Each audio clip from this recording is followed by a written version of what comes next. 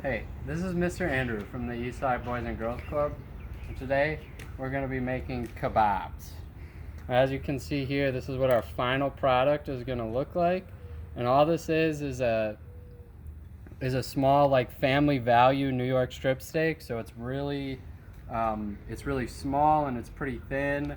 But you can do this with chicken, you can do it with beef, you can do it with pork, whatever kind of meat you want to do it with. And then I have bell peppers and onions on there too.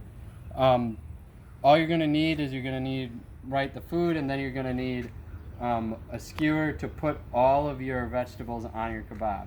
So I'm gonna go onion, or I'm gonna go a vegetable, a piece of meat, vegetable, piece of meat, so on and so forth until I run out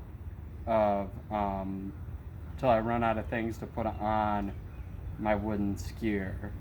After we get done assembling our kebab, we're gonna season it, and we're gonna use seasoned salt, which you can use to season just about anything, and it'll still taste good. We're gonna use onion powder, and then so we have just a little bit of heat, we're gonna put some cayenne pepper on our kebabs too. And though, if you want it to be hotter, you totally can. Do some things like adding sriracha sauce to it, or jalapeno seeds, if you want to add a little bit of heat. And I think that might be a good option for some of y'all.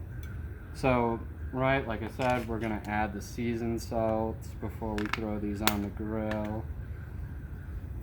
And we're just gonna rotate. Be really careful about the amount of seasoned salt that you add. We don't want to have too much, right? Because then it's going to taste bad. Oh, we got to get the other one too.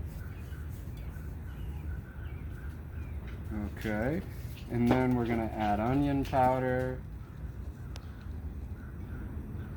Another way you can do this too, that I think in some ways is a little bit better, is you can add this stuff while it is sitting on the grill, but that makes your grill grates really messy, and mom and dad might not like that.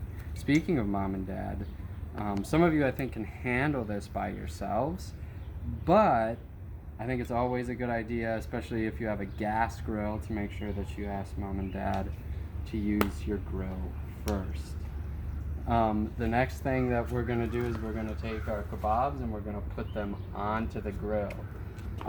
You're going to want your grill to be at around 450 degrees, and you're going to cook these for about 5 minutes on each side. The only problem for some of you that might be is if you have a charcoal grill and not a gas grill. Figuring out what temperature it is. Grilling's really easy.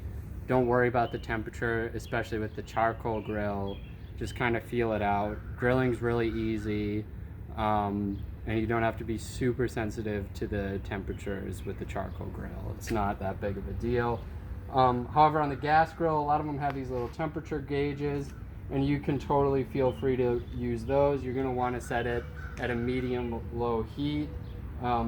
I always preheat my grill, so this thing is coming back down from around 550 at a high, and then I adjusted it back down to that medium-low heat to get it in the neighborhood of where I want to be. Right now it's at about 475, but when we open it up, the temperature is going to go down really, really fast. So then we're going to take our skewers, we're going to throw them on the grill, and especially with the gas grills, you're going to want to have them in about the same sections, because that's where the heat's going to be the most consistent, so that these are getting done at about the same time. Some people cook these because they have the vegetables on them with the grill open. I close it up for a few minutes just to make sure that the meat is cooked all the way through. If you want something a little more medium rare, I would not close the top of the grill, and I would just let them cook over the heat again for about 5 minutes on each side.